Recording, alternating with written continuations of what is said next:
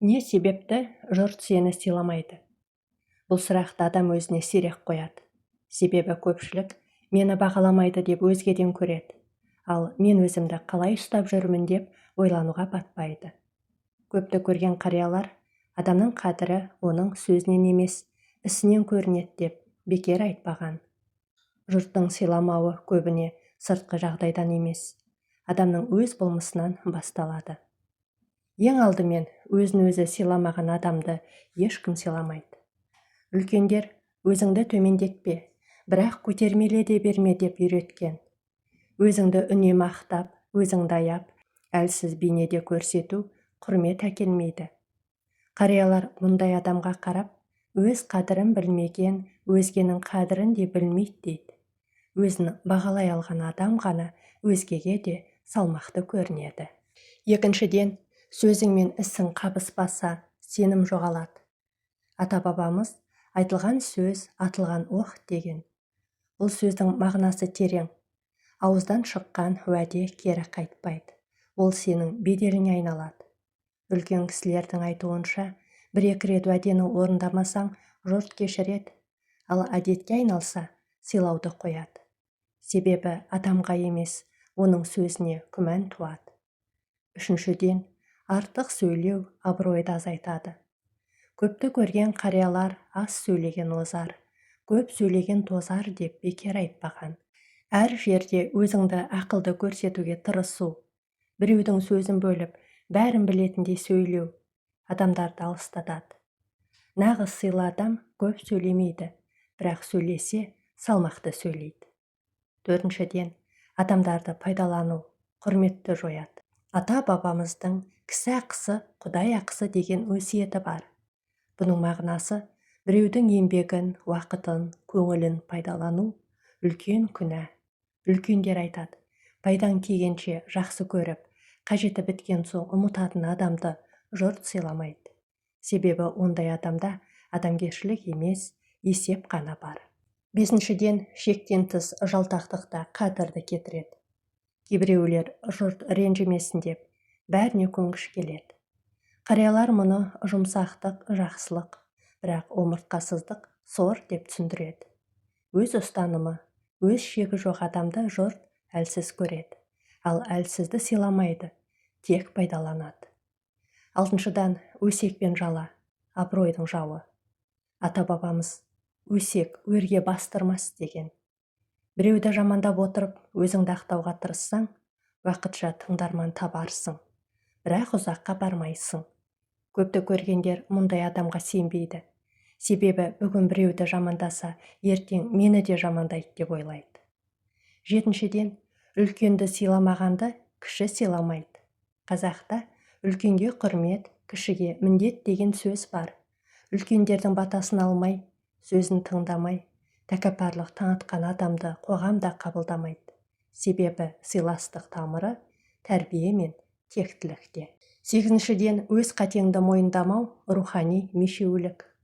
Қариялар қателігін мойындаған адам ақылды, мойындамаған надан дейді. Әр нәрседе өзіңді ақтап, кінәні өзгеге ысыра берсең, жұрт сенімен сөз таластырудан қашады. Себебі ондай адаммен шындыққа келу мүмкін емес. Үлкендердің бір терең өсиеті бар. Адамның айнасы оның ортасы емес, мінезі. Егер жұрт сені сыйламаса, бір сәт тоқтап, айналаңа емес, өз ішіңе қара. Сөзің қандай, уәдең қандай, ниетің таза ма, пейілің кең бе? Міне, мәселе осында. Көпті көрген қариялар былай дейді, сый сұрап алынбайды. Ол үнсіз жиналады. Адалдықтан, сабырдан, сөз бен істің бірлігінен. Өзің түзелсең, көзқарас өзгереді. Ал адам өзгерсе, оны сыйлайтын жұрт та табылады. Өзіңді сыйлауды үйрен. Ішкі қадірі жоқ адамды жұрт бағаламайды. Айтқан уәдеңді орында, орындалмаған сөз беделге сызады. Артық сөйлеме. Салмақты үн әрдайым құрмет тудырады. Әр ортада өз орныңды біл. Шектен асу сыйды жояды. Пайда үшін ғана жақындаспа, адамгершілік алда тұрсын. Біреудің еңбегін бағала, бағаланбаған еңбек өкпе тудырады. өз қатеңді мойындай біл. Бұл әлсіздік емес, ақылдың белгісі. Өсек айтпа, өсекшіге сенім де, сый да жоқ. Үлкенді сыйла, бұл сенің тәрбиелік деңгейіңді көрсетеді. Кішіні менсінбесең, бүгінгі кіші, ертеңгі үлкен. Жалған мақтаннан аулақ бол, шынайылық қана қадір береді. Сабыр сақта, ашуға ерік берген адамды жұрт елемейді. Әрі сөзді оймен айт, тіл абыройдың күзетшісі. Уақытты қадірле, өзгенің уақытын бағаламаған адам сыйланбайды. Ар ұятта алдыңа қой, ұят кеткен жерде құрмет тұрмайды. Өз ұстанымың болсын, бірақ қырсықтыққа салынба.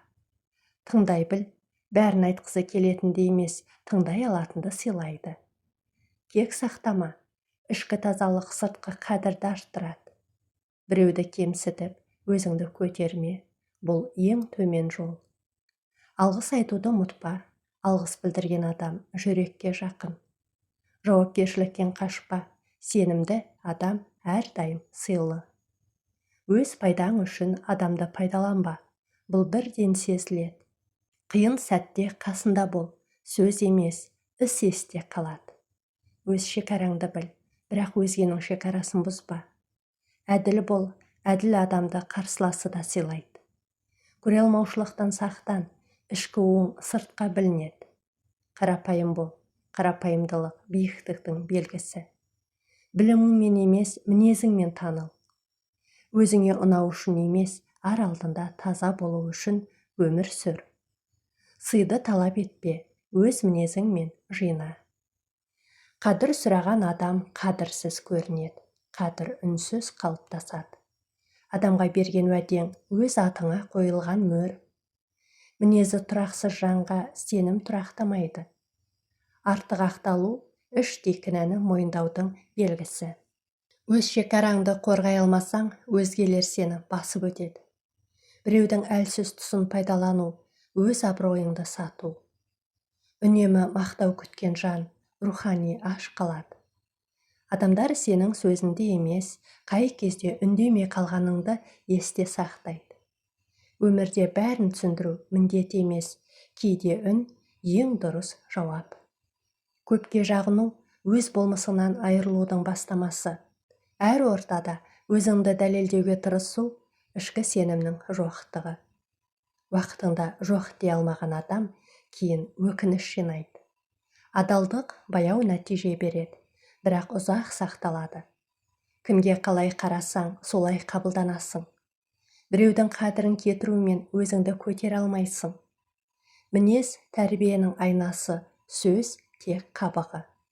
Шындық ащы болса да, жалғанның салдары ауыр.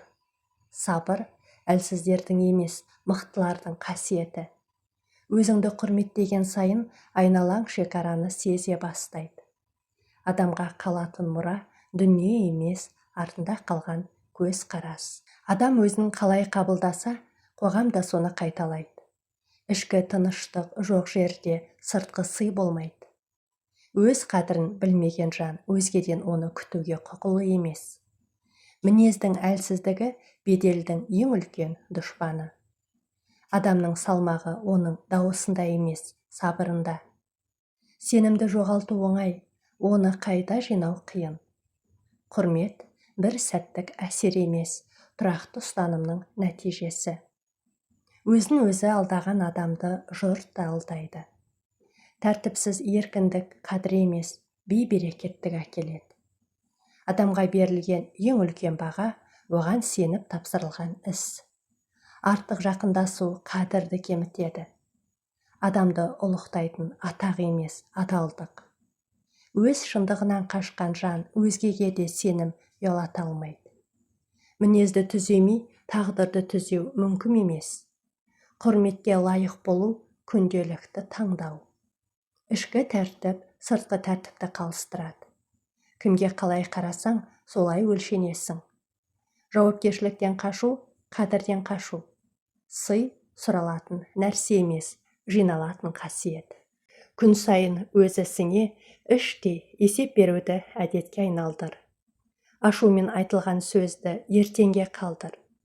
Уәде берер алдында ниетіңді тексер. Қажетсіз жерде үнсіз қалуды үйрен. Таңертеңгі ойыңды реттеп ал, күннің бағыты сол жерден басталады. Біреудің көңілін ауыртсаң, іште емес, ашық түзет. Өзіңе, мен бүгін ар-ұятқа қарсы не істедім деп сұрақ қой. Үлкендердің батасын алуды ұмытпа. Біреудің еңбегін көріп, іштей алғыс айт. Күнде бір жақсы әдетті бекітіп отыр.